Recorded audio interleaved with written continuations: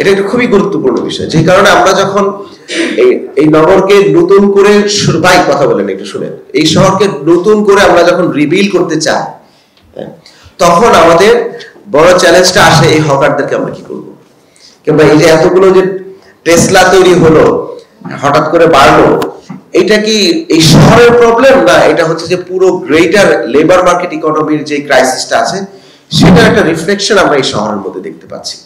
এই বিষয়গুলো কিন্তু একটা খুবই গুরুত্বপূর্ণ বিষয়। আমরা শহর নিয়ে কাজ করি কিংবা লোকাল গভর্নমেন্ট বাংলাদেশের প্রত্যেকটা স্থানীয় সরকার নিয়ে যখন কাজ করেন, তখন ম্যাক্রো ইকোনমিক ইস্যুস গুলো কিন্তু আলটিমেটলি ডিল করতে হয় মাইক্রো লেভেলে, রেসপেক্টেড সিটিতে, ইউনিয়ন পরিষদে অথবা এলজিআই গুলো কিন্তু সেগুলো ডিল করতে যায়। এবং এই ডিল করতে গিয়ে আমরা দেখেছি যখন এই নতুন সরকার ক্ষমতা এসেছে, আন্তর্বর্তীকালীন সরকার, তখন এটাকে অর্ডারের মধ্যে আনতে গিয়ে প্রথমেই এই যে মানুষের যে মানবিক যে অধিকার, বেঁচে থাকার অধিকার, এবং এই যে ম্যাক্রো ইকোনমিক পার্সপেক্টিভের কারণে যে স্থানীয় জায়গায় যে ইনফরমালিটিস গুলো যে একটা তার যে দায়িত্বটা নিতে হবে সরকার, এটা আমরা দেখেছি যে আমাদের আসিফ সজীব ভুইয়া এবং আমাদের প্রধান উপদেষ্টা মহোদয় ডক্টর ইউনূস স্যার বলেছেন যে এটাকে ক্লোজলি দেখতে হবে এবং এটাকে দরদ দিয়ে দেখতে হবে যে কেন এই ইনফরমালিটিসকে আমরা কিভাবে ইনক্লুশন করব। এবং সেখান থেকে আমরা দেখেছি যে এই শহরের মধ্যে তাহলে কি করতে হবে, যে বৈধ অবৈধর যে ন্যারেটিভ, সাধারণভাবে কিন্তু মিডিয়াতে কিংবা অন্য জায়গায় একটা কথা বলা শুরু করে যে এটা বৈধ রিক্সা, এটা অবৈধ রিক্সা। আমরা কিন্তু এই বৈধ অবৈধ ন্যারেটিভের মধ্যে যাই নাই। আমরা বৈধ অবৈধ ন্যারেটিভে গেলে কি হয়, একটা শহরের মধ্যে খুব সহজেই আমি একটা বড় অংশকে এক্সক্লুশন করে ফেলতে পারি, যে বৈষম্যের শিকার হয়ে যায়। আমাদের মিনিস্ট্রির আমাদের অ্যাডভাইজার মহোদয় বলেছেন যে এটাকে কিভাবে ইনক্লুশন করা যায় সেটা চিন্তা করেন।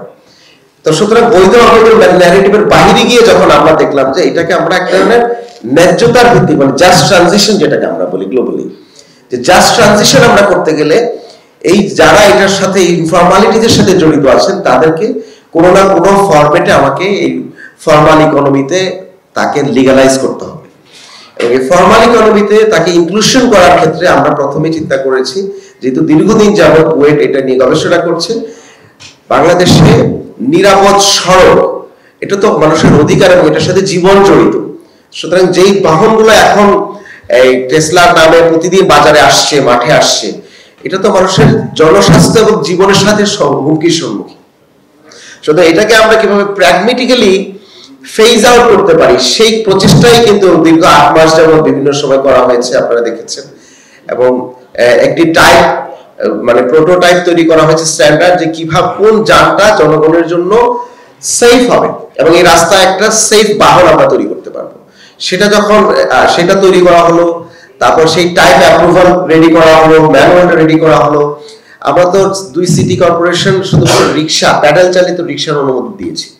সুতরাং আমরা কিভাবে এই অটো রিক্সাকে সিএনজি না করে রিক্সার ক্যাটাগরিতে রেখে অনুমোদন দিতে পারি, সেটা নিয়েও এক ধরনের আইন তৈরি করা হলো। আমাদের ড্রাফট একটি আইন কিন্তু লোকাল গভর্নমেন্ট এবং আইন মন্ত্রণালয় থেকে মিলে এটা তৈরি করা হয়েছে, খসড়া এখন রেডি। সুতরাং এখনকার তৃতীয় যে ফেজটি আছে সেই ফেজটি হচ্ছে যে আমরা শহরে কি যাকে ইচ্ছা তাকে রিক্সা নিয়ে মাঠে নামতে দিব, না এই শহরের আইন মানে সড়কের আইনটা যেন ঠিকমতো পালন করে যারা রিক্সা চালাবেন এরকম ট্রেইন একটা শ্রেণীকে, ট্রেইন একটা ইন্টারেস্ট গ্রুপকে আমরা মাঠে নামানোর জন্য সুযোগ করে দেব।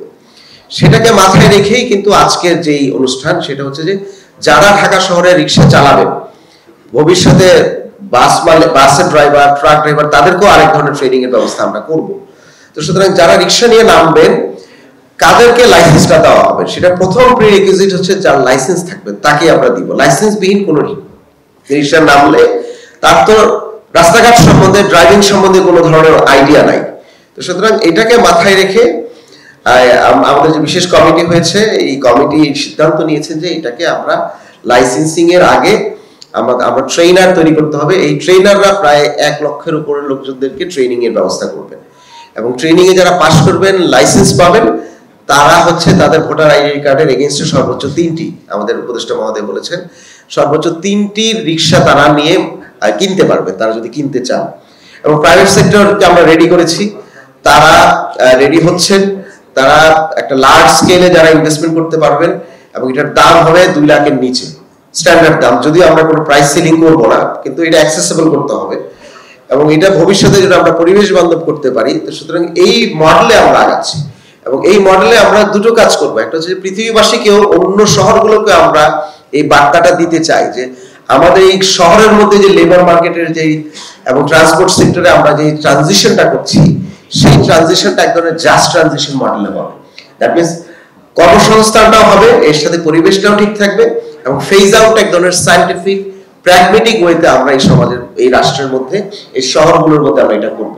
প্রথমে উত্তর এবং দক্ষিণ সিটি কর্পোরেশনের মধ্যে আমরা করব, তারপরে গভর্নমেন্টের যতগুলো এলজিআই আছে সব এলজিআই গুলোর মধ্যে গ্র্যাজুয়ালি কিন্তু আমরা এই মডেলগুলো নিয়ে যাব এবং ভবিষ্যতে কর্পোরেট কিংবা আন্তর্জাতিক সংস্থাগুলোর সামনে আমরা যখন দাঁড়াবো, আমাদের এই যে জাস্ট ট্রানজিশনের যে প্র্যাকটিসটা আমরা এখন করছি এবং এটা আরো সুন্দর মতে আমাদের উপদেষ্টা মহোদয় বলবেন যে কিভাবে আমরা গ্র্যাজুয়ালি এই শহরের কোন কোন ফেজে আমরা যাব।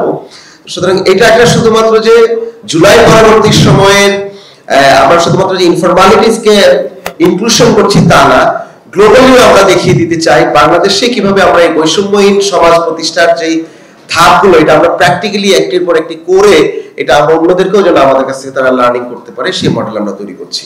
তো আজকে যারা আমাদের সাথে যুক্ত হয়েছেন এবং বিশেষ করে ট্রেনার যারা আছেন, আপনারা শুধুমাত্র যে রিক্সাওয়ালাদেরকে ট্রেন দিবেন, রিক্সা যারা চালাবে তাদেরকে ট্রেনিং দিচ্ছেন তা না, এটা ইনক্লুশন করার যে এটা একটা প্রাতিষ্ঠানিকীকরণের যে প্রথম ধাপ, সেই ধাপে কিন্তু ঐতিহাসিক ধাপে আপনারা অংশগ্রহণ করেছেন। তো সেজন্য আপনাদেরকে আমরা সাধুবাদ জানাই, শুভেচ্ছা জানাচ্ছি এবং এই কর্মকাণ্ডটা আমরা সুন্দরভাবে এগিয়ে নিয়ে যেতে পারি। সকলকে এক নবীর শুভেচ্ছা জানিয়ে আমি শেষ করি।